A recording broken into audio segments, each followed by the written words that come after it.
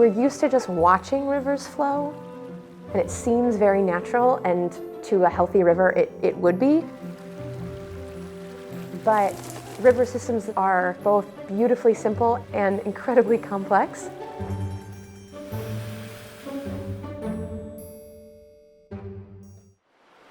There's over 30,000 miles of streams and rivers in the state of Maine. Brook trout are in 21,000 of those miles. Landlocked salmon are in 300. The Crooked is 62 miles in length, so it's a very significant portion of the landlocked salmon habitat. The Crooked River is just a phenomenal fishery and phenomenal river in southern Maine, and there's few like it. And to have a river of this quality in an area that's more developed than a lot of the state is a resource that many people haven't recognized. I've been in this work long enough to know that almost all of our rivers have been impacted fairly significantly. And so I'm not blind to that impact, but when you're on the Crooked River or you're near the Crooked River, or it doesn't feel as manipulated, the amount of work that has been done to protect the land around it and to protect its character, which is something the community cares about. Our primary focus at Sebago Clean Waters is on water quality, but also the co-benefits that you get along with protecting forests. What we call the watershed for Sebago Lake, just the land area that drains all the way from Bethel, all the way down to the southern part of Sebago Lake, which is in Standish. It's about 234,000 acres, and it is primarily forested, which is why we have incredible habitat and we have great water quality. So those forests are providing so much to our communities. It sounds so hokey, but we really are part of an ecosystem that is so much bigger than ourselves. And when I'm with the Crooked River, I feel that. I can kind of pull out of human life and logistics and timelines and things and just kind of be at the pace of the river. So the Edes Falls project was several years in the making, and I think it's something that Trout Unlimited and some of the other partners had really looked at doing for a long time. When Portland Water District really started getting involved, I think was when we had the funding from our RCPP award to do stream crossing projects, and this was really high on the list.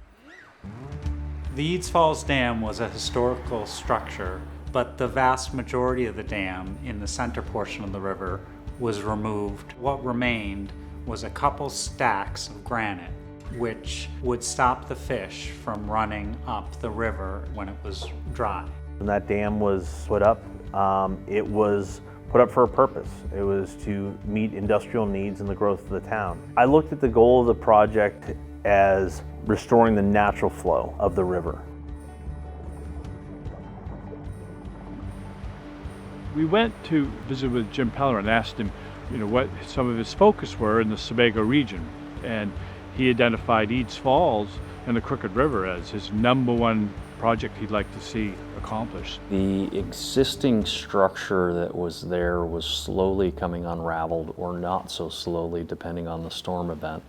Stones were falling out of the dam. Folks were expressing concern from a public liability standpoint. From a fisheries standpoint, Edes Falls, at high flow, fish could get over it. But when the flows dropped, the water would trickle through the remaining stones in the center breach, and fish would pile up below on their spawning foray and not necessarily be able to move upstream. The Crooked River and the natural salmon spawning there has really a long history. Predates me. Biologists that first started in this region in the 50s started working on it, and they identified all the impediments on the river that should be taken care of. And in the 70s, they really started doing a lot of work. They actually breached Edes, they breached Scribner's. Bolsa's was probably one of the first rock ramps ever built. So it's got a long history of work being done on that river, recognizing, Sebago Lake and the Crooked River system being one of the 4 original landlocked salmon populations in the state of Maine. That it was pretty important to try to restore that to what it was. Just thinking about the length of time the dam was there versus the length of time that the river and the fish were there, and realizing that they were probably more important to our history than just a pile of rocks in the middle of the river.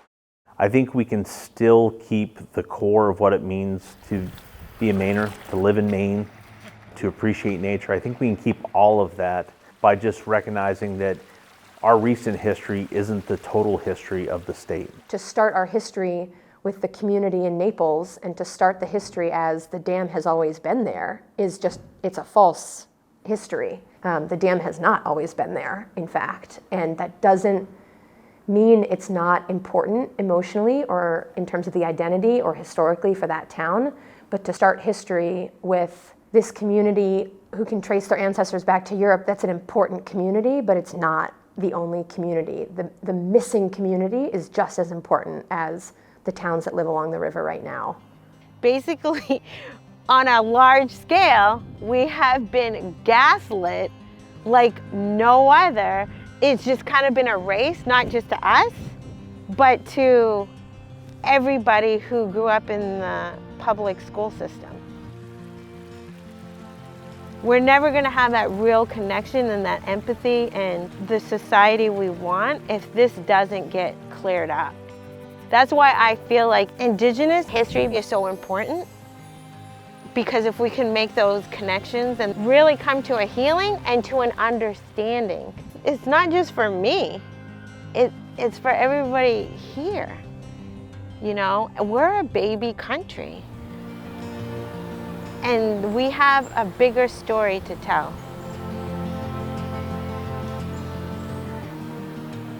There's an old man in the neighborhood, or it's really my father, who says, "Who talked to these fish? Who's interviewing these fish to find out that they can't jump over those rocks to spawn upriver?" I said, "It's science, Dad, it's science." So a common misconception is that fish passage at a dam is easily achieved by constructing a fishway. And the reality, most fishways function a portion of the time for some species, but not the typical native suite of species, and not at all the flows that you're going to see within a river. So they might be useful 50% of the time. But you still have attraction flow issues, high flow within the river coming over the dam. Maybe the hydraulics are not suitable for a small-bodied fish. Maybe it's vice versa. Maybe the fish has a different swimming style. Descaling, changes in pressure, supersaturation of gases within the water. There are a number of things that can make fish passage just in a downstream direction be fatal to a fish. Dam removal is definitely a preferred option. Well, we noticed at Edes in 2018 we did a weir project where we trapped the adult salmon because we didn't have a good data collection on the adult wild fish. There was 3 courses of split granite stone still laying on the bottom, and during those dry years, fish were having a hard time navigating around that. Not something that historically had been an issue, but we're thinking with climate change and changes in fall flows that it'd probably be a good idea to remove at least that center breach, was the original plan. Over 80% of the spawning habitat for landlocked salmon are above the remnant Edes Falls Dam. So by removing that remnant structure in there, you're restoring just a huge amount of habitat. The removal of the dam was controversial, mainly because there are a lot of folks in town that remember the dam as long as they've been here. They would go down there and fish, swim, they'd bring their kids to swim there. If you have support from people that live in that area, it makes it so much easier to get a project like this done. And I think a lot of the groundwork for many years was just getting people on board with the project. So a big part of it is coming across with what we would like to do, but listening and modifying what we can do. Do you recall what your first reaction to it was? Oh yeah. So we said absolutely not, don't touch it. But then we listened to the science. People are generally supportive of doing the right thing for fish and wildlife. So you start there and you just kind of build on it. Jim Pellerin from Inland Fisheries and Wildlife taught us a lot when we were on the committee about the reason why the fish are so important to Sebago Lake, why it was sort of blocking the fish from being able to go upstream.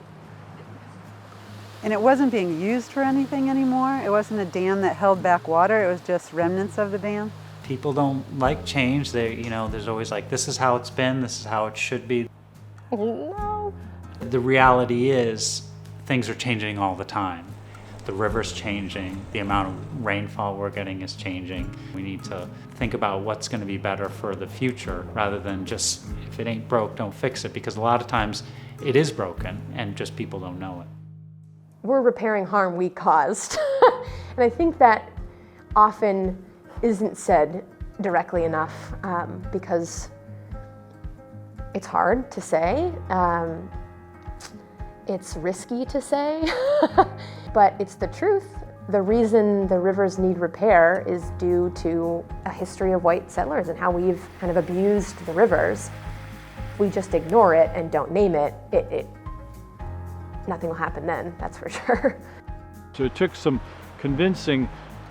We also had a couple of very big rain events that took parts of the dam down, and they could see over that time that it wasn't going to survive much more. It would be just a heap of granite rubble.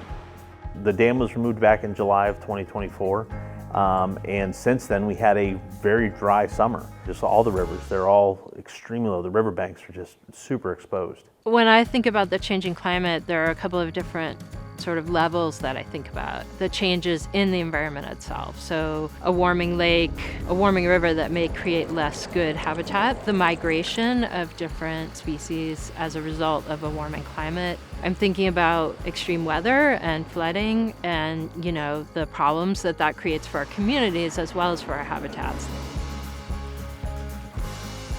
This was done as an opportunity to improve passage during dry conditions, and it's exactly what it did this year.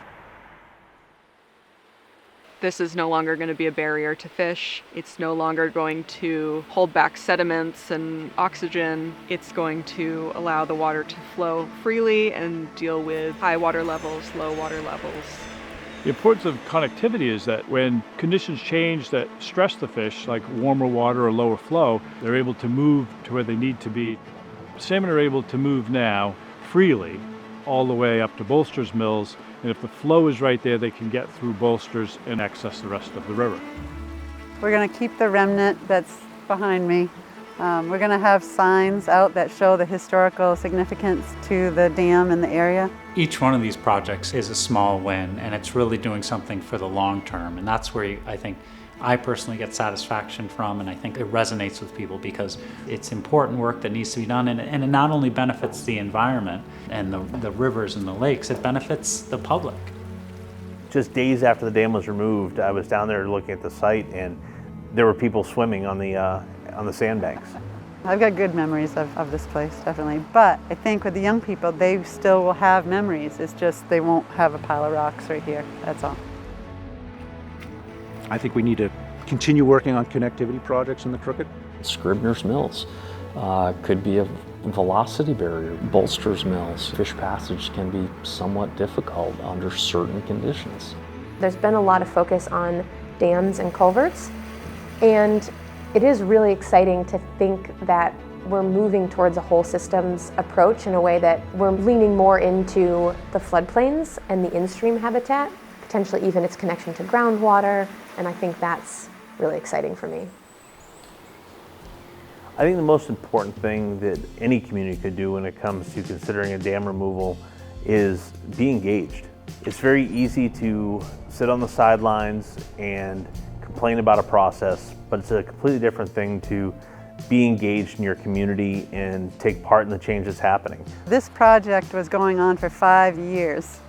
The minute that we took the dam out, the people in town freaked out. And I said, where were you 5 years ago? Where have you been this whole time? Keep an open mind and really listen and ask good questions. There's a lot of uncertainty about what is coming in the future. A lot of these relationships are coalescing, and we've been working really well with the towns and with the other partners. And so it feels like we're in our groove a little bit. I really get excited about seeing people come together to do something that they care about, that they believe in. And, I've just witnessed the power of that collaboration. It feels fundamental to protect the natural environment that we are part of. We are not separate from it. The rivers and forests and animals and plants, they teach us all the time that you can't do something alone. That it just like functionally doesn't work that way. You know, these watersheds, these rivers, that's life. We wouldn't have what we have without this river. I'm the 7th generation of my family to live in Edes Falls. And I try to think about what they would say if they were like looking at us now. I think they would be happy we took the dam out because they know there's no purpose for it.